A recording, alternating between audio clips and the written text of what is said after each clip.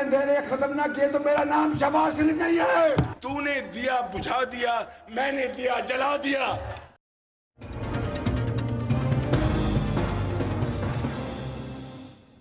जी अस्सलाम वालेकुम।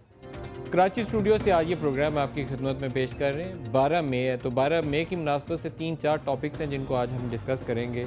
एक तो आज पाकिस्तान तहरीक इंसाफ की KPK की हुकूमत पार्लियामेंट हाउस के सामने एहतजाज करती नज़र आई।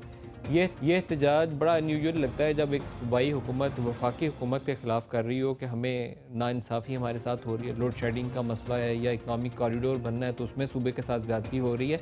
लेकिन थोड़ा सा पीछे 2012 में चले जाएँ तो शहबाज शरीफ जो अभी हुक्मरान जमात के बड़ी सरकर्दा शख्सियत हैं, नवाज़ शरीफ साहब के छोटे भाई हैं, वज़ीर आला पंजाब अब भी हैं, तब भी थे, यही काम किया करते थे। मीनार पाकिस्तान में कैंप सजा लेते थे और बिजली के वादों की तो आपने स्टेटमेंट सुन ली, लेकिन उससे ज़्यादा बड़ा काम ये वो करते थे, वो कहते थे पंजाब से ज़्यादती हो रही है, सिंध वालों को बिजली मिल रही है पंजाब की काट के। तो मीनार पाकिस्तान में वो हाथ वाला पंखा लेकर बैठ जाते थे और वहीं दफ्तर से जाते थे।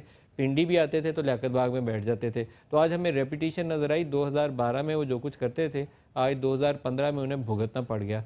12 मई की मुनासबत से भी बात करेंगे, लेकिन उससे बड़ी खबर आज जुल्फ़कार मिर्ज़ा साहब जो कुछ इल्ज़ामात आयद कर रहे हैं, पीपल्स पार्टी उसके सामने लगता है कि बहुत ज़्यादा पसपाई का शिकार है, उसका जवाब उनसे बन नहीं रहा। MQM जो है वो एक मसले से निकलती है तो दूसरे में उलझ जाती है। बाज़ औक़ात लगता है वो स्ट्रेटजी बना रहे हैं, बाज़ औक़ात लगता है कि हालात कुछ ऐसे हैं कि उनसे बनाए बन नहीं रही। हैंगिंग जो थी बड़ी दिनों से लटक रही थी, सौलत मिर्ज़ा की हैंगिंग हो गई और हैंगिंग के साथ ही कल उन्होंने बड़ा प्रिसाइजली टाइम को चूज़ करते हुए कल ही मुतालबा कर दिया कि गवर्नर सिंध को बदल दिया जाए। उसके ऊपर भी आज प्रोग्राम में हम बात करेंगे। 12 मई 2007 जब chief justice Iftikhar Chaudhry general Pervez Musharraf के साथ उनकी बड़ी सख्त किस्म की मुखासमत चल रही थी। मुखासमत इसलिए चल रही थी कि जनरल साहब की बात के ऊपर उन्होंने ना कर दिया था और किसी भी मुतलकुल अनान हुक्मरान को ये नापसंद आती नहीं है। यहाँ वो तशरीफ़ लाए थे और 50 लोग मारे गए थे।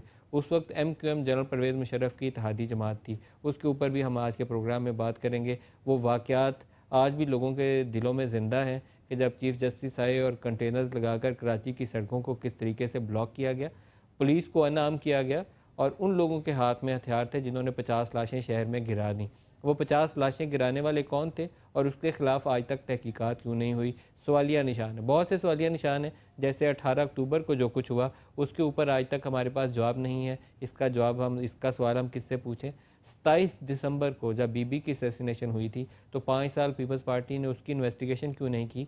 आज हुकूमत ख़त्म होने के बाद पीपल्स पार्टी उस केस में फ़रीक बनी और उसकी तहकीकात के ऊपर अब कह रहे हैं कि हम सवाल जवाब करेंगे। तो पाकिस्तान की हिस्ट्री ऐसे बेशुमार वाक़यात से भरी पड़ी है। एक छोटी सी ब्रेक ले लें, ब्रेक से वापसी के ऊपर मेहमान हमारे साथ होंगे और सवाल जवाब शुरू करेंगे। हमारे साथ रहिएगा।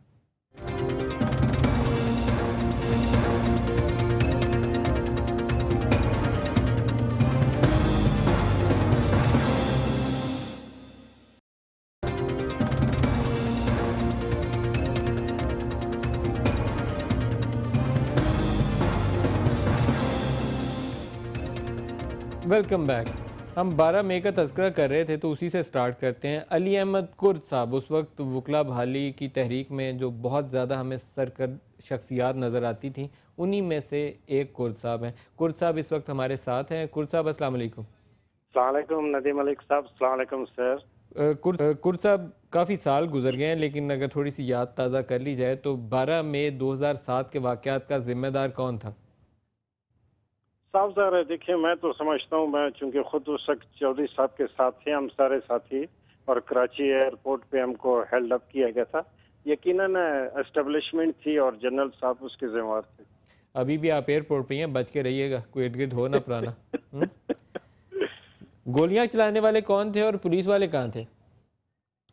नहीं, उस वक्त तो चूँकि हम एयरपोर्ट पे थे, मगर बाहर जो जिस तरीके से गोलियां चल रही थी और बाद में जब हमें वापस बुलाया गया इस्लामाबाद, तो बाद में सूरत हाल जो पता चली, जो वहाँ के करता धरता थे, बड़े ताकतवर लोग थे, गोलियां वो चला रहे थे। उसके बाद एक वाक़या हुआ था जब कुछ वकला को जिंदा जला दिया गया था।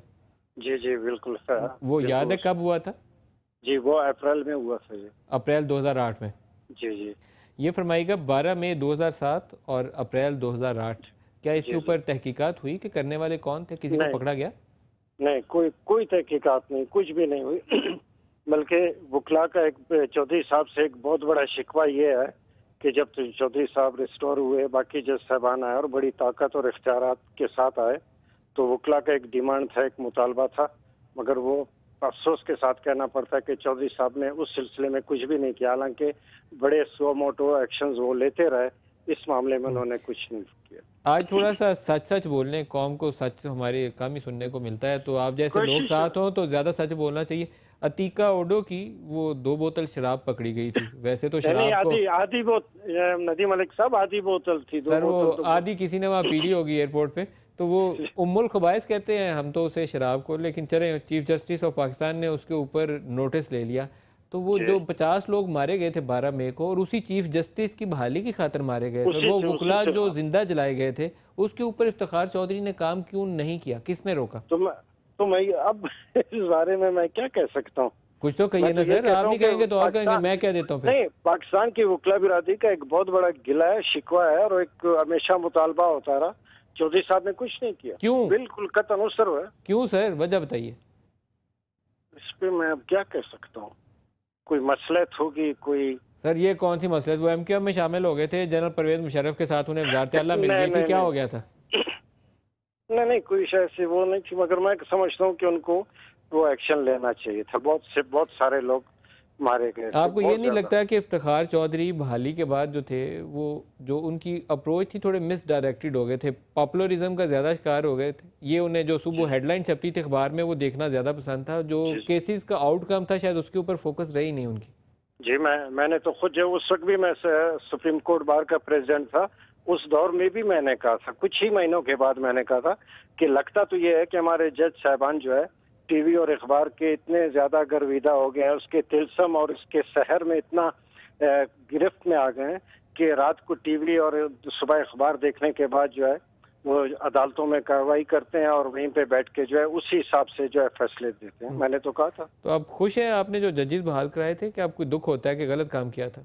नहीं, बात मेरी नहीं है। पाकिस्तान के लाखों करोड़ों लोग थे, वकला बिरादरी थी, आप थे, सिविल मीडिया, सिविल हम तो रोज खड़े होते थे, आपने तो हमें इस लाइन पे लगा दिया था, धरती होगी माँ की जैसी। एतजाज एहसन साहब ने हमें नज़में सुना के ना उल्टी पट्टी पढ़ा दी थी, मुझे लगता है। तो हम तो सारे धूप में सारे दिन खड़े रहते, सारे ईमानदारी से और बहुत ही खलूस के साथ, और हम चाहते थे कि इस मुल्क में एक निजाम बदले, मगर कुछ भी नहीं बदला, कुछ भी नहीं बदला। सर जजों, मैं दावे से जजों में क्या तब्दीली आई सर? उन्होंने क्या 2 प्लॉट लेने बंद कर दिए, ये बताइए मुझे। अभी मैंने ताज़ा वो खबर नहीं ले रहे हैं, जज साहबान ले रहे हैं, ऐसी कोई बात नहीं। अब तो पता चला है मुझे, एक और प्लॉट देंगे मियाँ साहब उन्हें। जी, प्लॉट लेने से कौन इस मुल्क में इंकारी हो सकता है? तो फिर मौज लगी हुई है ना जी, तो फिर वो धरती होगी माँ की जैसी, ये तो बड़ा मुश्किल काम हो गया। माँ बेचारी पहले भी भूखी नंगी थी, अब वैसे ही रहेगी। मलिक साहब देखें, खुदा गवाह, हम सारे पॉलिटिकल एक्टिविस्ट थे उस वक्त। मैं पाकिस्तान में शुरू में पाकिस्तान बार काउंसिल का मैं वाइस चेयरमैन था, और बाद में प्रेसिडेंट सुप्रीम कोर्ट बार रहा। मुनीर मलिक, चौधरी एतजाज, अतर मिनिल्ला, तारिक महमूद, हामिद खान साहब, ये हम सारे पॉलिटिकल एक्टिविस्ट थे। अगर मैं ईमानदारी से कहता हूँ, अगर उस वक्त ये इस किस्म के पॉलिटिकल एक्टिविस्ट नहीं होते जो मूवमेंट को, तहरीकों को चलाने, उसको लोगों को उसमें मोटिवेट करने के थोड़े बहुत मतलब ABC जानते थे, अगर हम लोग नहीं होते तो चौधरी साहब अभी तक जो है क्वेटा में बैठे होते, और इस तरह कोई बहुत बड़े बंगले बनाकर रहने की जो है वो सूरत उस पोजीशन में ही नहीं होती। अब वो बड़े बंगले बना के रहने की पोजीशन में है? जी, सुनने में तो आया। मैं अभी लाहौर में था, उन्होंने मुझे लोगों ने बताया बहुत ही क्या कहा जा सकता है, बहुत ही बड़े बंगले बना के बैठे हुए। आप चौधरी साहब के ऊपर बड़े खफा लग रहे हैं, कहीं आपने इमरान खान से हाथ तो नहीं मिलाया? नहीं सर, नहीं, खुदा गवाह, नहीं। इमरान खान से जो हाथ मिला के आता है वो इफ्तिखार चौधरी के खिलाफ बोलना शुरू कर देता है। नहीं, चौधरी साहब से ना मेरी कोई इस तरह की कोई रिश्तेदारी है ना वो, मगर मैं ये कहता हूँ कि हम तो पॉलिटिकल एक्टिविस्ट थे, हम तो गरीब आदमी की बात करते थे। चौधरी साहब ने ये समझ लिया कि वो सारा उनके लिए हुआ था, उनके लिए तो नहीं हुआ था, वो गलत समझ के बैठे। इसीलिए तो मैं जब सुप्रीम कोर्ट का जब प्रेसिडेंट था, उस वक्त जो हमारी जुडिशल ईयर की जो ओपनिंग सेरेमनी में थी, उसमें मैंने कहा था कि सारे फिरौन बैठे हैं और कुछ भी नहीं बदला। तो मैं ये किसी जातियात की बुनियाद पे नहीं कहता हूँ, बिल्कुल सही। हकीकत पे कहता हूँ। हमें तो दुख होता है। आज सुबह भी मैं सुप्रीम कोर्ट में था। मैं आज की बात करता हूँ। आज भी लोग कहते थे, लिटिगेंट कहते थे, वकील कहते थे, सब कुछ भी नहीं बदला। मैंने कहा सब आप भी कहते हैं, मैं भी कहता हूँ, हकीकत यही है। कुर्द साहब आप खुश रहिए, आपको एक दोबारा तहरीक चलानी पड़ेगी। वो जो 2-2 प्लॉट लेने वाले हैं ना, उनके खिलाफ एक तहरीक आपको चलानी पड़ेगी, फिर अदलिया ठीक हो जाएगी। उन लोगों के नाम सुबह अखबारों में शाया करें जिन्होंने हुकूमत से 2-2 प्लॉट वसूल किए हैं, फिर इस मुल्क में फिर मुल्क ठीक हो जाएगा। आप सही कहते हैं। इस मुल्क में वाकई गरीबों के लिए लोगों को आगे आना चाहिए। हम भी इस मुल्क के शहरी, हमको भी आगे आना चाहिए। खुश रहिए अली अहमद कुर्द साहब, आप हमारे साथ रहे। सर बहुत मेहरबानी, बड़ी नवाजिश। नवाजिश जी, नवाजिश। डॉक्टर फतार साहब हमारे साथ शामिल हो रहे हैं। डॉक्टर साहब अस्सलाम वालेकुम। वालेकुम अस्सलाम जी। डॉक्टर साहब आपको हमारे साथ यहाँ बैठा होना चाहिए था, आप कहीं दूर दूर हैं, ये अच्छी बात है थोड़ी। हम आपके लिए यहाँ हैं, आप हमारे से दूर चले गए। कुछ हालात की सितम ज़रीफ़ी इस तरह है कि इस्लामाबाद थोड़ा कम आना हो रहा है। सर मैं कराची आया हुआ हूँ, कराची स्टूडियो आपका मुंतज़िर था, आप 90 से नहीं निकले। देखे। अच्छा हाँ, मैं इस मुगालते में था और मेरा वहाँ आने में और ताख़ीर होती। मैंने कहा फिर आपकी DSNG यहाँ थी तो हमने सोचा कि यहीं पर चले। मैं आपसे मिलने के लिए 90 आ जाता, आपने मुझे बताया नहीं। मैं समझ रहा था कि आप स्टूडियो तशरीफ़ ला रहे हैं, लेकिन आप खुश रहिए। ये फरमाइए कि आप गवर्नर से क्यों खफा हो गए, डॉक्टर इशरतुल अब्बास से? मेरे ख़्याल में ये खफा होने या उनके साथ कोई हमारा एक ताल्लुक़ जुड़ने या ख़त्म होने वाला मामला नहीं है।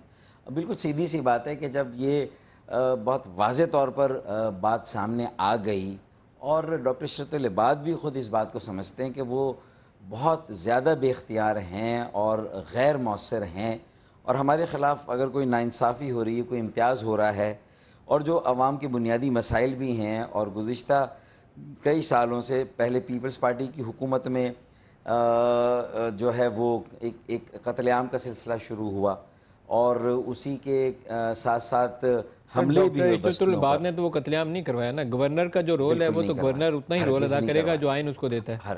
हरगिज़ मैं तो कह रहा हूँ बतदरीज क्या सूरत हाल हुई और उसमें वो किस तरह जो है वो अपना किरदार अदा करने से कासिर रहे। सर क्या करते आप बताइए। जब आप खूबसूरत अल्फाज में अक्सर औकात बात पूरी अपनी मर्जी की कह जाते हैं, लेकिन वो करते क्या?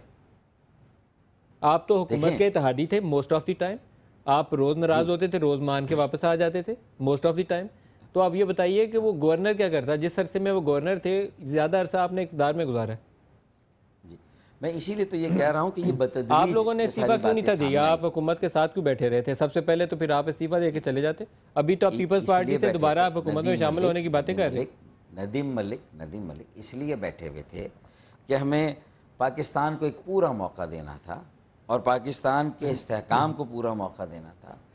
जमहूरियत जो माजी में हमारे बहाने से डीरेल होती थी कि अगर सिंध में दही और शहरी जो नुमाइंदगी जमातें हैं उनके दरमियान अगर एक कशीदगी होती थी और वो अवामी सतह पर जाती थी और कारकुनों की सतह पर जाती थी, उसके नतीजे में इस तरह के एक्शंस ले लिए जाते थे। आप दोबारा हुकूमत में शामिल हो रहे हैं, बिल्कुल इसी वजह से। पूरी बात सुन ले मेरी। आप दोबारा हुकूमत में शामिल होने की तैयारी में है? देखिए नहीं, हरगिज़ नहीं, बिल्कुल बातचीत चल रही है जरदारी साहब के साथ। आप नहीं देखिए, वर्किंग रिलेशनशिप आज भी अगर पीपल्स पार्टी के साथ कायम होती है तो उसके हम मुखालिफ नहीं हैं। अगर एक मौका अब भी देना है सिंध में यकजहती को, हम आहंगी को, तो उसके लिए हम तैयार हैं, लेकिन वर्किंग रिलेशनशिप सर तो ये जो वर्किंग रिलेशनशिप है ये नहीं, मैं अपने सवाल की तरफ आपको वापस लेकर आऊंगा। आज मैं आपको थोड़ा सा खुद ही हट रहे हैं ना, आप ही तो सवाल में से सवाल निकाल रहे हैं। आप उसी सवाल पे रहे तो मैं उसी का जवाब आप हुकूमत के साथ बातचीत भी कर सकते हैं, आप वर्किंग रिलेशनशिप भी कायम रखना चाहते हैं, लेकिन कसूर गवर्नर का क्यों? मैं ये गुत्थी सुलझाना चाहता हूँ, मुझे समझ नहीं आई। आपने मेरी पूरी बात सुनी नहीं। मेरे ख्याल में आपकी वापसी की फ्लाइट लगती है, आपको जल्दी एयरपोर्ट जाना, प्रोग्राम जल्दी खत्म करना। मैं कल से परेशान हूँ क्योंकि डॉक्टर फारूक सत्तार की इतनी पुराना याराना है इशरतुल अब्बास से, और इकट्ठे आप लोग हुकूमत में भी बैठे हैं, उनको गवर्नर भी बनाया हुआ है। अब आपने उनको स्केपगोट बना के कहा नहीं ये खराबी ये बंदा कर रहा है, इसको पकड़ो पहले। देखिए, हुकूमत में बैठना बिल्कुल इसी तरह जिस तरह हमने गवर्नरी में भी हम बैठे रहे, दोनों बातें हैं एक साथ। कि हम ताने उस वक्त भी सुनते थे कि हुकूमत में बैठे फिर भी गिला करते हैं, गवर्नर भी आपका फिर भी गिला करते हैं। लेकिन अब हुकूमत से बाहर आए हुए एक बड़ा अरसा हो गया और अब एक सूरत हाल ये भी आहिस्ता आहिस्ता और वाज़ेह होती चली गई कि सिंध में ये तय नहीं हो रहा कि अमलदारी किसकी है। कायम अली शाह साहब किसी भी एक्शन की जिम्मेदारी लेने के लिए तैयार नहीं है। किसी बात पर अगर कोई वादा करते हैं तो उसको पूरा नहीं कर सकते। उधर गवर्नर का ये हाल है कि वो इस कदर बेचारे गैर मौसर और बेख्तियार थे। हमने कई बार कम्युनिकेट किया, और ख़ास तौर पे जो 2 वाक़यात हुए, एक तो 11 मार्च को जो 9-0 के अतराफ़ में रेड हुआ और उसको लेकर जो MQM के ख़िलाफ़ एक मीडिया ट्रायल हुआ, मैं उसकी तफसील में नहीं जाऊँगा कि सूरत हाल क्या थी। और फिर NA 246 के जो इंतखाबात थे 23 अप्रैल को, उसके बाद वो सारे इल्ज़ाम और सवालों के जवाब हमने एक साथ दे दिए। उसके 2 रोज़ बाद ही राव अनवार की जो एक निचली सतह के अफसर की एक कॉन्फ्रेंस होती है, तो परवेज़ मुशर्रफ साहब ने आकर टीवी पर ये गवर्नर रिशर्तुल ने करवाई, सुने उन्होंने कहा, जो साबिक chief of the army staff है, कि MQM रॉ की एजेंट नहीं है, MQM का रॉ के साथ कोई कनेक्शन नहीं। उन्होंने बहुत ठोक बजा के, जो उनका अपना एक तजुर्बा रहा MQM के साथ, एक वर्किंग रिलेशनशिप रही, उन्होंने हमारे साथ काम किया, तो हम ये एक्सपेक्ट अपने गवर्नर से ज़रूर करते थे कि कत्लेआम अपनी जगह पर, जो मजालिम और अपनी जगह पर, मावरा अदालत कत्ल हुए, जबरी गुमशुदगियाँ हुई, सादा लिबास में एहलकार ले जाते थे, अगले दिन बॉडीज़ जो है वो फेंक दी जाती थी, उन सारी बातों से हम उनको आगाह करते रहे। हमने देखा वो कोशिश भी शायद करते रहे, लेकिन अब ये तौक हमारे लिए मज़ीद सजाना, इस इल्ज़ाम को लेना, ये ताने सुनना कि गवर्नर ही आपकी, फिर भी आप जो है वो शिकायत करते हैं, अब तो आप भारतीय एजेंट भी हो गए, अब तो आप रॉ के एजेंट भी हो गए। डॉक्टर फारूक सत्तार ये सारी बातों में जो जितना खालिस डॉक्टर फारूक सत्तार MQM के है ना, इतना ही खालिस डॉक्टर इशरतुल इबाद MQM के हैं।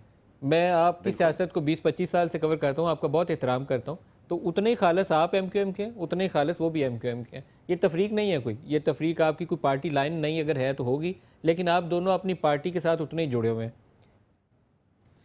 इससे तो इनकार हमने नहीं किया, लेकिन अगर उन्हें कम्युनिकेट किया गया कि अब गवर्नरी में रहना बेकार है, अब हम हमारे ख़िलाफ़ होने वाली जो नाइंसाफ़ियाँ हैं उसके ख़िलाफ़ हम आवाज़ भी उठा नहीं सकते हैं। आपने 9-0 की रेड का तज़किरा किया, मैं उस पर एक आध सवाल कर लूँ, क्योंकि मैं कुछ चीज़ों से वाकिफ़ हूँ। मैं इस ऑपरेशन के दौरान बहुत दफ़ा कराची आया हूँ हालात कवर करने के लिए। मुझे पता चला कि अल्ताफ़ हुसैन साहब को उनकी तकरीर से ये बात वाज़े भी हो जाती है। मैं उनके वो क्लिप आपको सुनवा सकता हूँ जहाँ से ये कन्फर्म हो जाती है। अल्ताफ़ हुसैन साहब को ये बात बताई गई कि अजीज़ाबाद में 150 से 200 नापसंदीदा लोग आबाद हो गए हैं, यहाँ से हटाया जाना ज़रूरी है।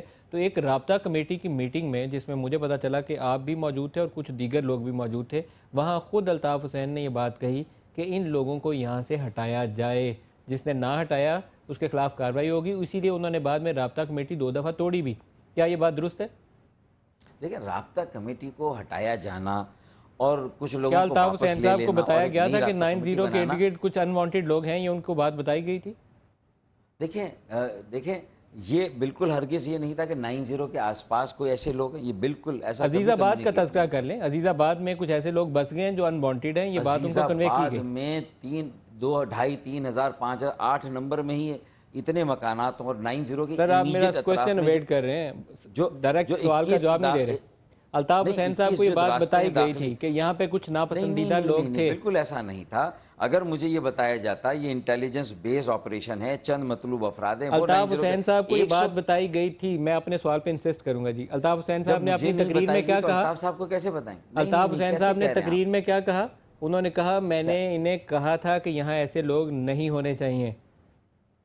कहा था कि नहीं कहा था? कि मैं क्लिप सुनवा देता हूँ आपको। मैंने उसके बाद लोगों से पूछा, आपकी पार्टी के लोगों से पूछा, तो उन्होंने कहा कि अल्ताफ़ हुसैन साहब ने ये एक राब्ता कमेटी की मीटिंग में बात कही थी कि ऐसा कोई बंदा यहाँ अजीज़ाबाद में इस इलाके में नहीं होना चाहिए, जो है उसे बाहर निकालो। यहाँ से बाहर निकलता है तो जाके रेंजर्स पकड़। मलिक क्यों ज्यादती कर रहे हैं मेरे भाई, क्यों ज्यादती कर रहे हैं यार? आप एक इतनी मुश्किल बात को इतना सादा बनाकर पेश कर रहे हैं यार। मेरी जिम्मेदारी 9-0 पर आने जाने वालों को मुसल्लह नहीं होने चाहिए, एक्सप्लोजिव के साथ नहीं आएंगे, हथियार के साथ नहीं आएंगे। मेरे पास लिस्ट थोड़ी कि कौन वांटेड है कौन नहीं वांटेड है यार। अल्ताफ़ हुसैन साहब ने आप लोगों को वार्न किया थे। जिस दिन डीजे रेंजर्स आए थे मुझे भी साथ में ही खड़ा कर देते, हम दोनों से बात करा लेते। मैं उनको दरख्वास्त करता हूँ, आप दोनों मान जाए तो मैं उनको लेके आ जाता हूँ। मैं तैयार हूँ, आए। मैं उनको दरख्वास्त भिजा देता हूँ, आप दोनों इकट्ठे मेरे साथ गलियों में घूमिएगा।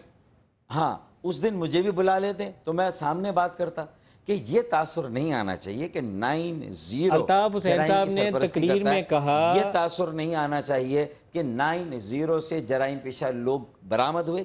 एक शख्स भी 90 अल्ताफ हुसैन साहब की घर से बरामद नहीं हुआ, मेमोरियल हॉल में नहीं था। एक शख्स भी कायदे तहरीक अल्ताफ भाई की जो हमशीरा है उनके घर पर नहीं था। उसके अतराफ में है, अतराफ की जिम्मेदारी मेरी नहीं है। हाँ, अगर मुझे बताया जाएगा अतराफ में किस घर में है, मैं साथ जाके उसको गिरफ्तार कराऊंगा, साथ जाके अल्ताफ हुसैन साहब ने आप लोगों को वार्न किया कि नहीं किया? होना चाहिए मेरे अंदर से कौन वांटेड है और कौन वांटेड नहीं है। ये लिस्ट कहाँ से शुरू होती है और कहाँ ख़त्म होगी। आए दिन नए से नए लोगों को गिरफ्तार किया जाए, जो कभी वांटेड ना हो उन्हें भी किसी न किसी मुकदमे में फिट कर दिया जाए। तो नदीम मलिक, कुछ इंसाफ आप भी करो यार, अब जो आप भी इन्वेस्टिगेटिव रिपोर्टिंग करो। जो मेरे पास रेंजर्स ने प्रेस रिलीज जारी की थी, जो रेंजर्स ने प्रेस रिलीज जारी की थी, उसमें उन्होंने ये नहीं कहा कि हमने अल्ताफ हुसैन के घर से 90 से किसी को पकड़ा है। 90 पूरे पाकिस्तान में वो सारी कौम ये समझती है कि वो पूरा इलाका ही 90 है। अल्ताफ हुसैन साहब का घर है छोटा सा, उसमें से किसी की गिरफ्तारी नहीं हुई। डीजे रेंजर्स का भी शुक्रिया अदा करता हूँ कि उन्होंने आपके विजिट में आके इस चीज से थोड़ा सा पर्दा बिल्कुल हटाया, मैं मानता हूं। और उन्होंने आपके विजिट में कहा कि 90 के अतराफ से लोग गिरफ्तार हुए। लेकिन मैं बिल्कुल इस बात को मुस्तरद करता हूं कि मेरे सामने जितनी भी मीटिंग्स हुई, गवर्नर हाउस में हुई, डीजे रेंजर साहब के साथ हुई, वहां कॉन्क्रीट कोई ऐसी लिस्ट कि ये लोग जो हैं वो, मैंने सर कंक्रीट लिस्ट की बात ही नहीं की। मैंने तो कहा कि आपको अल्ताफ हुसैन साहब की जानिब से, खुद आपको अपने कायद की जानिब से राब्ता कमेटी को कहा गया कि यहाँ कोई नापसंदीदा शख्स अजीज़ाबाद में मौजूद है तो उसको यहाँ से निकाला जाए। Zero tolerance. अच्छा, मुझे बताएं कि कायदे तहरीक अल्ताफ भाई अगर ये कह दें, ये किसी इदारे ने भी हमसे कहा, फ़र्ज़ कर ले, तो मुझे कैसे ये अलहाम होगा कि किस घर में कौन रह रहा है? सर, इसकी रिकन्फर्मेशन अल्ताफ हुसैन साहब की वो स्पीच है जो 90 वाले दिन जो रेड हुई उसके फ़ौरन बाद जो उनकी स्पीच थी, उसमें उन्होंने कहा कि मैंने इनसे पूछा था, उन्होंने कहा, ये मैं क्लिप सुनवा देता हूँ, मैंने पूछा था कि यहाँ कोई ऐसा शख्स तो नहीं, इन्होंने कहा कि नहीं। मैं कह रहा हूँ हाँ ऐसा कहा उन्होंने, मैं कब इनकार कर रहा हूँ? तो सर फिर आप तो डायरेक्ट आंसर ही नहीं दे रहे। कायदे तहरीक अल्ताफ भाई 90 से राब्ते में नहीं थे, जो रेड हो रहा था उसकी तफसील से आगाह नहीं थे, उनको कहीं से भी कोई इत्तला मिल रही थी उस पर वो रिएक्ट कर रहे थे, रिस्पॉन्ड कर रहे थे। और उन्होंने तो ये ईमानदारी से कहा कि जब मेरी पॉलिसी जीरो टॉलरेंस की है तो ये लोग 90 या उसके अतराफ में कैसे थे? सर, यहाँ एमक्यूएम को एक बड़ी पावरफुल पोजीशन लेनी चाहिए थी। मैंने पहले दिन भी कहा था कि मैं उनका पहले दिन वाला जो बयान था वो बिल्कुल सही लाइन है, लेंथ पे था कि कोई जीरो टॉलरेंस है, किसी ऐसे शख्स को बर्दाश्त नहीं करेंगे, उसको आपको आगे पीछे हिलना ही नहीं चाहिए था। लेकिन उसके ऊपर आप यूं जम के खड़े हो जाते। मलिक, मेरी बात सुने, अगर 90 के अतराफ में कहीं फैसल मोटा रह रहा है, फरहान शब्बीर रह रहे हैं, नईम रह रहे हैं, फरहान शब्बीर की जो क्लिप है वो खुर्शीद मेमोरियल के अंदर जाने की है सर। वो अब मैंने क्लिप भी दिखाया था, अब बुरा ना मानिएगा, लेकिन वो अंदर जा रहा था वो लड़का। अरे भाई, अगर वो अंदर जा रहा था तो किसी घर में था, और जब रेड हुआ तो भागकर अगर 90 के अंदर घुसा है तो इससे कहाँ ये बात 90 के अंदर नहीं था जी, खुर्शीद मेमोरियल में, 90 में नहीं, खुर्शीद मेमोरियल में। खुर्शीद मेमोरियल में आ रहा था ना, इसका मतलब था नहीं, वो जाते वक्त नहीं दिखाई गई उसकी क्लिप, वो अंदर आ रहा था जब दिखाई गई क्लिप। यही सूरत है ना। 90 के कैमरों ने खुर्शीद मेमोरियल हॉल में अगर उसकी क्लिप ली है, हमारे पास उसका रिकॉर्ड नहीं है, क्योंकि वो सारा रिकॉर्ड जो आए थे वो अपनी तहवील में लेकर चले गए। फारूक भाई, मेरे पास अब वो फुटेज नहीं है। भाई, इसके ऊपर ये था कि आप कहते हैं ये जितने क्रिमिनल है सबको पकड़ के ले जाओ, अच्छा किया इसको यहाँ से पकड़ा है, फिर आपको इतना नहीं। लेकिन अगर 5 मतलूब अफराद के लिए छापा मारा गया था 90 के अतराफ में और 120 लोगों को ले जाया जाए, तो फिर जाहिर है कि क्या 120 लोग 90 के अतराफ में सब छुपे हुए थे? आम मोहल्ले वाले, कॉलेज में जाने वाले तालिब इल्म, और कोई भी इनोसेंट पकड़ा गया था तो वो ज्यादती की गई, कोई भी इनोसेंट पकड़ा गया था तो ज्यादती की गई। तो मैं यही तो कह रहा हूँ कि असल में ये फर्क कर लिया जाए। तो फिर गवर्नर को क्यों, सवाल की तरफ वापस आ जाए, गवर्नर के पीछे आप क्यों पड़ गए? मुझे वो लगता है कि बड़ा अच्छा ब्रिज का काम कर रहे थे, वो आपकी जमात की बंदे हैं, मेरा उनसे कोई ताल्लुक नहीं है, लेकिन मुझे लगता था कि ये कंट्रोवर्सीज को कूल डाउन करने में ना, पानी डाल के आग को बुझाने में वो काम अच्छा कर रहे थे। लाइन कट गई है सर। लाइन नहीं कटी है, लाइन चल रही है सर। अभी लाइन मिला के रखिए फारूक सत्तार साहब से। अभी जी एक ब्रेक ले लें जी, ब्रेक ले लें, और लाइन नहीं कटनी चाहिए, अभी ब्रेक ले लें, वापस आते हैं।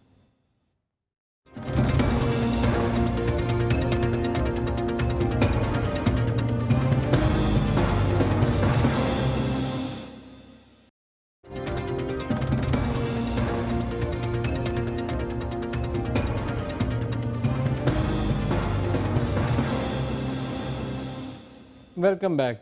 फारूक सत्तार साहब, अब आपको आवाज़ आ रही है? आ रही है, बिल्कुल आ रही है। जी, लाइन दोबारा हमारी मिल गई। पूछ ये रहा था कि गवर्नर को आपने डंप क्यों कर दिया, क्योंकि अभी से कुछ अर्सा पहले एक वीडियो टेप आई थी, शौकत मिर्ज़ा को आज हैंग कर दिया गया, उसमें गवर्नर का नाम आ गया था, बाबर गौरी साहब के नाम थे और कई नाम थे। हमने नाम रोक दिए कि मुनासिब नहीं है, बड़े बड़े लोग हैं नाम चला रहे हैं। तो उस दिन डिसऑन कर देते, अगर डिसऑन करना था उसी दिन कहते भाई स्टेप डाउन, इंक्वायरी के सामने पेश हो जाओ। अभी आपने एक क्यों डंप किया उन्हें? नहीं, अगर इस बिना पे डंप करना था तो फिर बाबर गौरी को भी डंप करते, फिर और जो नदीम नुसरत साहब का नाम आया था उनको भी डंप करते, या किसी और का भी नाम आया था तो वो भी डंप करते। लेकिन असल में ये इस बिना पे थोड़ी, और ये डंप का लफ्ज़ तो आप इस्तेमाल ही गलत कर रहे हैं। उनसे तो ये कहा गया है कि अब ये गवर्नरी हमारे लिए कराची में अमन और इस्तेकाम के हवाले से, और कराची के अमन इस्तेकाम को लेकर पाकिस्तान के अमन इस्तेकाम के लिए, जहाँ इंसाफ के तकाजे पूरे ना हो रहे हो, जहाँ इम्तियाज़ खुला बढ़ता जा रहा हो, अवामी मसाइल हल करने से हम कासिर हों, अगर हम अपोजिशन में हैं तो पूरी तरह आ जाएं। ये एक बैसाखी है जो वफाक के नाम पे एक अलामती तौर पर मिली हुई सेरेमोनियल है। उनके लिए अच्छा नहीं था फारूक सत्तार साहब। देखिए मेरी बात सुनिए, बड़े शिकवे थे आपके गवर्नर के लिए, बड़ा क्लियर मैसेज यही था कि आप उन्हें डंप कर रहे हैं। मेरी पूरी बात सुन ले, डंप नहीं किया, गवर्नरी के साथ चिमटे रहे। अल्ताफ भाई ने और MQM ने अपनी ओनरशिप वापस ली और ये उनसे कहा है कि वो भी वापस आ जाएं और एहतजाजन जो कुछ हो रहा है उसके खिलाफ इस्तीफा देकर वापस आ जाएं और अपने साथियों में के साथ शामिल हो जाए, अपनी सफ़ों में वापस आ जाएं। अगर वो तहरीक और कौम के ख़िलाफ़ और होने वाली जो ज़्यादतियाँ हैं उस पर वो भी समझते हैं कि ये गलत हो रहा है, और वो भी ये समझते हैं कि अल्ताफ़ भाई की उनकी जो वाबस्तगी है बरसों की, उसको भी वो कायम रखना चाहते हैं। तो हमने अपने दरवाजे उनके लिए बंद नहीं किए हैं, ना हमने उनको डंप किया है। हमने ना वफाक से मुतालबा किया कि उनको हटाया जाए, और ये भी नहीं कहा कि इनको हटा के किसी और को लाया जाए। हमने तो सिंपली ये कहा है कि हमारा बखला की जवाज़ नहीं कि हम गवर्नरी के साथ चिमटे मुझे तो पता चला कि आप पीपल्स पार्टी के साथ आसिम हुसैन के मसले के ऊपर बातचीत कर रहे हैं कि आसिम हुसैन को गवर्नर लगा देते हैं। जरदारी साहब से कोई बैक चैनल मैसेजेस एक्सचेंज हुए? अल्लाह ना करे, मैं समझता हूँ कि ये तो सारी अब कयास आराइयाँ हैं, इसकी तो कोई लिमिट नहीं है। आप मतलब आपको लगा दिया जाए तो कैसा लगेगा? जी, आपको लगा दिया जाए तो फिर कैसा लगेगा? नहीं, मेरे ख्याल में ये MQM का इशू है ही नहीं, ना MQM को इतनी ज़रा सी भी इस बात की कोई ख्वाहिश है कि MQM का गवर्नर लगना चाहिए। ये भी हमें उस पैकेज के साथ ऑफ़र हुई थी जहां MQM को मेन स्ट्रीम में लाना था और एक जमहूरियत का आगाज़ हुआ था। एक मिलिट्री रेजीम में मुशर्रफ साहब वर्दी वाले सदर थे, ये आपके सबके इल्म में है। क्यू ने अपनी हुकूमत बनाई थी, MQM उसके साथ गई थी, अरबाब रहीम आए थे। एक पैकेज था कि सिंध के शहरी इलाकों का नज़्म व नस्क किसी हद तक MQM को फैसला साजी, पॉलिसी साजी में एक बड़ा रोल दिया जाए और गवर्नर उसको लीड करे अपने वज़रा के साथ। और हमने दिखा दिया कि कराची तेज़ी से तरक्की करने वाला 12वां शहर बना, मकामी हुकूमत का एक बेहतरीन निज़ाम कायम हुआ, हमने सरमायाकारी में डिलीवर किया $1 अरब की सालाना सरमायाकारी। मुशर्रफ के साथ आपकी लड़ाई नहीं हुई इस तवील अरसे में, लेकिन किसी सियासी हुकूमत से आपका निभा नहीं हुआ 1990 ऑनवर्ड, क्यों? उन्होंने एक ऐसा मैकेनिज्म वज़ा किया था कि जहाँ गलत फहमी पैदा होती थी वो दूर हो जाती थी। फिर उन्होंने एक मरतबा कौन करता था गलत फहमी करने दिया तो उसमें मदाखलत नहीं की, वसाइल दिए उसमें मदाखलत नहीं की। इसी तरीके से उन्होंने जो है वो एक ऑटोनॉमी थी ना। देखें फारूक सत्तार साहब, 12 मई की जो मीटिंग थी वो गवर्नर हाउस में हुई थी, जिसमें जनरल परवेज मुशर्रफ भी थे, गवर्नर इशरतुल अबाद भी थे, आप भी थे शायद, और वसीम अख्तर साहब भी थे। ये बात दुरुस्त है? 12 मई 2007 से पहले जो मीटिंग तय की गई थी। फारूक सत्तार साहब से हमारी लाइन एक दफ़ा फिर लगता है कट गई। फारूक सत्तार साहब, आपको मेरी आवाज़ आ रही है? लाइन ड्रॉप हो गया जी। ये 12 मई का सवाल आता है तो जी फारूक सत्तार साहब अस्सलाम वालेकुम। जी वालेकुम जी सर, 12 मई के साथ कुछ आज है। 12 मई का जब मैं नाम लेता हूँ लाइन कट जाती है। सर, 12 मई 2007 की मीटिंग हुई थी, उससे पहले 12 मई 2007 से पहले जब चीफ जस्टिस ने आना था इफ्तिखार चौधरी ने, तो general Musharraf, major general Nadeem Ijaz, DGMI, इसके अलावा डॉक्टर फारूक सत्तार, डॉक्टर इशरतुल अबाद, वसीम अख्तर, ये सारे गवर्नर हाउस की मीटिंग में शामिल थे। देखिए, डॉक्टर फारूक सत्तार के लिए तो मैं कह सकता हूँ कि उसके इल्म में कोई ऐसी मीटिंग है ही नहीं, और अगर कोई ऐसी मीटिंग हुई थी तो उसमें डॉक्टर फारूक सत्तार तो शरीक थे ही नहीं। तो पहली बात मेमोरेंडम जो था उसका तो, जिसमें पुलिस को मेरे ख्याल में तो कोई ऐसी मीटिंग हुई नहीं है, जो मेरा जहाँ तक मेरी नॉलेज है, मेरी ये हकायक के मुनाफी बात है डॉक्टर साहब, टोटली हकायक के मुनाफी है। मेमोरेंडम उसका छप चुका है, उस मीटिंग का मेमोरेंडम, उसकी जो मीमो की कॉपी थी छप गई थी, प्रिंटेड है। मेरी नज़र से नहीं गुजरी, मैं आपको दोबारा भिजवा दूंगा, बात नहीं है, दोबारा भिजवा दूंगा। मेरे मुशर्रफ भी उस मीटिंग में थे, मेरे जनरल नदीम इजाज भी उस मीटिंग में थे, डॉक्टर इशरतुल अबाद भी थे, वसीम अख्तर भी उस मीटिंग में थे, जिसमें पुलिस से असला लेने का फैसला किया गया था। वसीम अख्तर साहब होम मिनिस्टर थे और यकीनन उन्होंने उस वक्त जब ये सिचुएशन हुई थी 12 मई की, पुलिस से असला वो क्यों लिया गया टेलीविजन पर रेगुलरली आए भी हैं। अगर कोई इकदाम उन्होंने अमन के लिए किया तो उसको डिफेंड भी उन्होंने किया है। नहीं, ये तो डिफेंस है जी, 50 लोग मारे गए थे, पुलिस से असला लेने का फैसला क्यों किया गया?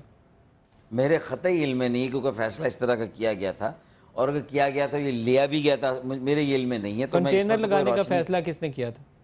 किसका? कंटेनर्स लगाने का फैसला। देखिए, कंटेनर लगाने का फैसला अगर इसलिए हुआ हो, इसलिए मैं गैस कर रहा हूँ कि एमक्यूएम की ने भी एक रैली निकालने का, अपने सियासी हक़ इस्तेमाल करने का फ़ैसला किया। इस पर आप जो भी डिबेट करें, मुझे क्रिटिसाइज़ करें, ये अलग इशू है, लेकिन मेरा हक़ था। लेकिन अगर मैं कोई अपना सियासी हक़ इस्तेमाल करूँ, उसकी सज़ा मुझे दी जाए, ये मेरे 14 लोगों की किलिंग करके और दर्जनों और लोगों को शहीद करके, तो मैं समझता हूँ मेरी रैली का रास्ता अलग है, इफ्तिखार चौधरी साहब की रैली का रास्ता अलग है। कहीं दूर दूर तक हमारी मुठभेड़ का इम्कान नहीं है। मेरी रैली पर अटैक होता है सबसे पहले। आपको पता है उस दिन जनरल परवेज मुशर्रफ ने शाम में इस्लामाबाद डी चौक में क्या कहा था? उन्होंने कहा था एमक्यूएम ने अपनी सियासी ताकत का मुजाहरा किया है, ये यूं ऐसे ही हाथ हिला के कहा था उन्होंने। देखिए, अगर ये सदर परवेज मुशर्रफ साहब ने कहा था तो ये जवाब आप मेरे ख्याल में उनसे ही पूछ लें, उन्होंने क्यों कहा था। आप इत्तेहादी थे वो जी, आप उनके इत्तेहादी थे। मैं ये तो कह रहा हूँ कि इत्तेहादी थे, लेकिन अपनी इनफरादी हैसियत में अपने एक प्रोग्राम में उन्होंने कोई ऐसी बात की तो उससे उनकी क्या मुराद थी और वो क्यों उन्होंने इस तरह की बात की थी जो कि उस पूरे सिनेरियो में मिसफिट थी। हाँ, अगर रैली निकलने दी जाती कामयाबी के साथ, तो अगर आप पूरे 24 घंटे की नदीम मलिक ईमानदारी से क्लिप चलाएं, तो जो मोटिवेशन था, जो मोबिलाइजेशन थी, जिस तरह लोग इतनी लाखों की तादाद में बाहर निकल रहे थे, फैमिलीज़ हमारी, मेरी फैमिली, हमारे बच्चे, हमारी माएँ, हमारी बेटियाँ, हाँ, सब हमारे साथ थीं। तो ऐसे में हम ये कोई रिस्क ले सकते थे कि मुसल्ला लोग मेरी रैली में से मेरे साथ होते, कोई असले की नुमाइश मेरी रैली में नजर आई? या तो एमक्यूएम की हुकूमत थी, एमक्यूएम से पूछना चाहिए ये सवाल, या जनरल परवेज मुशर्रफ से, दो के अलावा तीसरा कोई मैं कह रहा हूँ किसी से पूछे, लेकिन at the end of the day किसी भी एक दर्जनों लोग शहीद हुए, एक कौमी सानिया है, पूरे मुल्क का नाकाबिले तलाफ़ी नुकसान है। मैंने तो अपने 14 लोगों की लिस्ट भी दी, तस्वीरें भी दी, पते भी दिए, लेकिन बाकी जो सियासी जमातें वावेला करके अपना कद ऊंचा कर रही हैं, 12 मई का रिकॉर्ड आज तक बजा के, ना उन्होंने आज तक एक नाम दिया कि उनकी पार्टी का कौन शहीद हुआ, कत्ल जिसको पता करना था इफ्तिखार चौधरी, उन्होंने खुद पता नहीं किया, तो बाकी किसी को क्या कहना। ये तो पाकिस्तानियों की किस्मत है मेरे ख्याल में, वो जो बेचारे मर गए। इफ्तिखार चौधरी जिसकी खातिर वो 50 लोगों की जाने गई थी, उन्होंने भी नहीं पूछा। मैं आपको दोबारा कराची ऑपरेशन और गवर्नर के इशू पे ले जाऊं, मैं डिस्ट्रैक्शन ज्यादा ना हो जाए। चले कि नुकसान किसका हुआ? पाकिस्तानी लोगों का कौमी नुकसान है, लेकिन सबसे ज्यादा बेनिफिशियरी कोई और है और सबसे ज्यादा लूजर मैं था। तो motive of 12th May incident मैं सिंपली आपको उसी टॉपिक की तरफ दोबारा ले आऊं जहां से मैंने स्टार्ट किया था, मेरी परवाज रोकने के लिए, जो मेरी मकबूलियत थी उसको ब्रेक लगाने के लिए मेरे साथ में कमी नहीं आई। मेरे खिलाफ फारूक सत्तार साहब, अभी भी आप एनए 246 जीते हैं, आप अर्बन एरिया से सारी सीटें जीत रहे हैं, आपकी मकबूलियत कायम दायम है। एक चीज मुझे बताइए। नहीं, मैं पाकिस्तान में जा रहा था ना ना ना। देखो नदीम मलिक, आप इतने आपका लेवल बहुत हाई है, आप इन्वेस्टिगेशन करें 2005 के बाद एमक्यूएम कहां से कहां चली गई थी। उसमें अभी 246 में आपने एक मिस्टेक भी किया है ना फारूक सत्तार साहब, आपने जो उर्दू बोलने वाले और महाजन बोलने वाले का नारा इतना ज्यादा लगाया जो आपको नहीं लगाना चाहिए था। आप कश्मीर में 2 बंदे इलेक्ट हो गए थे, आप मुल्तान में बंदा फील्ड कर रहे थे, आपने ये नारा बहुत ज्यादा लगाया, आपको नहीं लगाना चाहिए था। नदीम मलिक 2005 के बाद जो जलजिले में हमारी परफॉर्मेंस थी, हमारे एमएनएस एमपीएस को आम लोगों की तरह काम करते हुए लोगों ने पहली बार देखा, वरना तो जो मीडिया से दिखाया गया वही देखा था। तो जब पहली बार उन्होंने हमारा असल रूप देखा कि हम कितना डाउन टू अर्थ हैं, हम ज़मीन पर सोते थे, ज़मीन पर ही सो जाते थे, लोगों के साथ चादरों पर सोते थे, वही पब्लिक टॉयलेट इस्तेमाल करते थे हम। 2005 में लोगों ने असल में एमक्यूएम को देखा, पूरे मुल्क में पजीराई हुई थी। मेरी उस मकबूलियत को आपने ब्रेक लगाने के लिए 246 में इतना मुहाजिर और उर्दू स्पीकिंग का नारा क्यों लगाया, ये बताइए आप मुझे।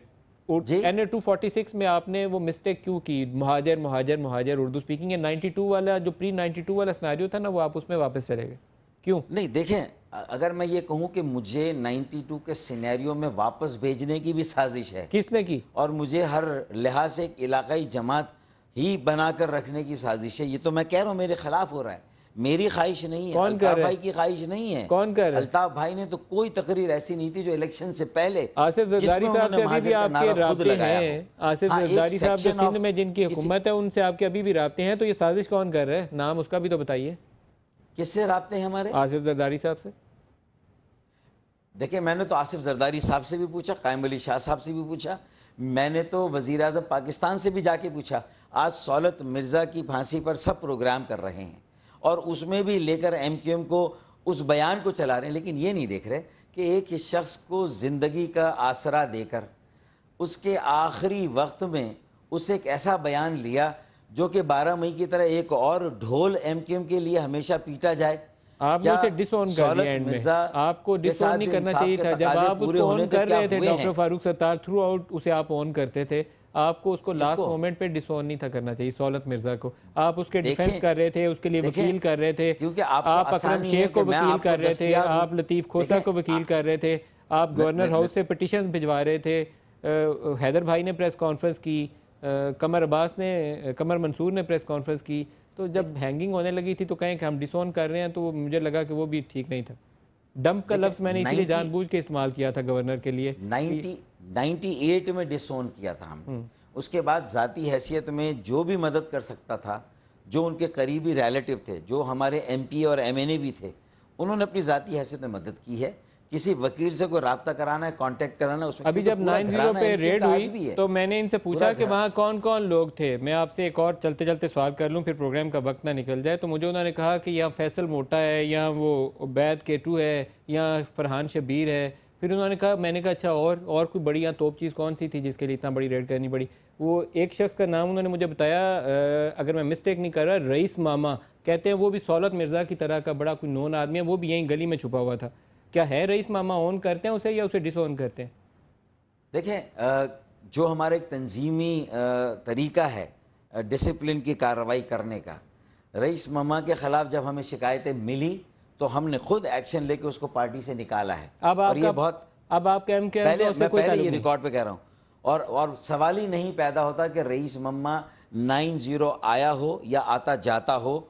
जब 11 मार्च से पहले भी, बहुत पहले, मैं आपको दावे के साथ कह सकता हूं कि ऐसा है ही नहीं, सवाल ही नहीं पैदा। किस डेट से आपने उसको डिसऑन किया? एमक्यूएम ने पार्टी से कब से निकाला? मैं अगर आप मुझे पहले से बता देते तो मैं ज़रूर उसके खिलाफ जो कार्रवाई हुई, जो चार्जेस थे, और उसको जिस वजह से पार्टी से निकाला गया, मैं वो सारी चीज़ें आपके सामने रख मैं दोबारा अगले प्रोग्राम में जरूर ले चुका हूँ, ये एक्शन में ले चुका हूँ। और अल्लाह का शुक्र है कि सौलत मिर्ज़ा की तरह वो गिरफ्तार नहीं हुआ, पूरी कहानी नहीं चली, और ऐन उसकी फांसी के मौके पर मुझसे पूछा जा रहा आपने कब डिसऑन किया था।